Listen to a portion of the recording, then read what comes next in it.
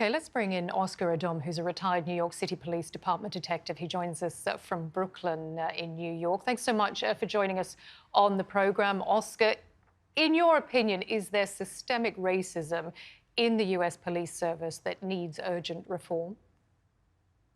Well, yes, it does need reform. And you have a percentage of officers who are like that. And some part of it, the testament of it, is when you've seen the attack on the Capitol on January 6th, where you've seen active duty law enforcement officers participating in those type of activities.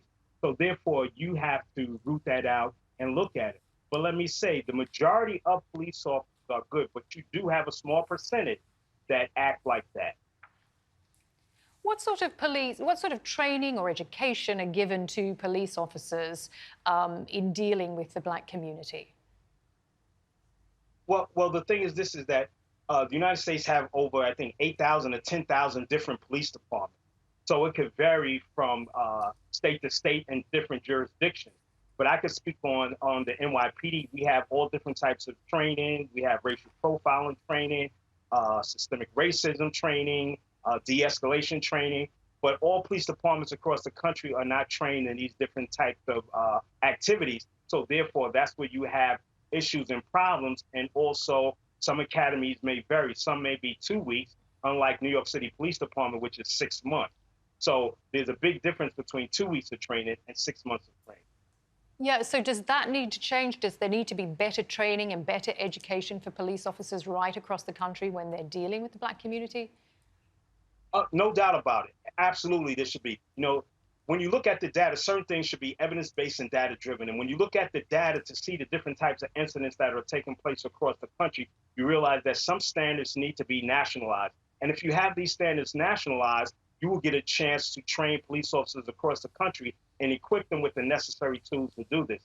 I'm a former New York City Police Academy instructor and commander of a police academy. So I understand the importance of training and dealing with these different types of issues when it comes to education. And as you know, also, I have a doctorate in education and also a law degree. So I look at it also from an academic component and the training that is necessary to do this. Because I have trained over 100,000 police officers inside my tenure and still do on these different types of training. And it should be nationalized, a certain component of this across the country, regardless of how long your police academy training is.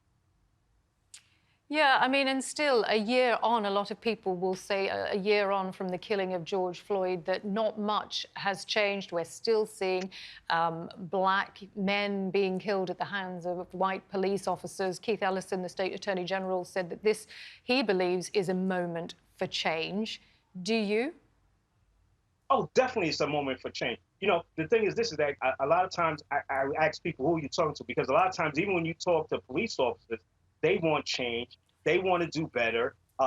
They want to have a better relationship with the public. And there's part of the public also that wants to have a better relationship with the police because we're in this together. It shouldn't be us versus them. We are all in this together when we look at how we move forward and what we do. So the thing is, this is instead of attacking one another, we need to sit down at the table and evaluate everything that is taking place so that we could develop a stronger bond and a stronger partnership so that we can move better. Because there is no justice and there is no economic growth or anything without public safety. And this is very important that everybody come to the table and look at it. OK, Oskar Odom, they're a retired New York City Police Department detective. Thanks so much for your thoughts. Appreciate you joining us on the programme.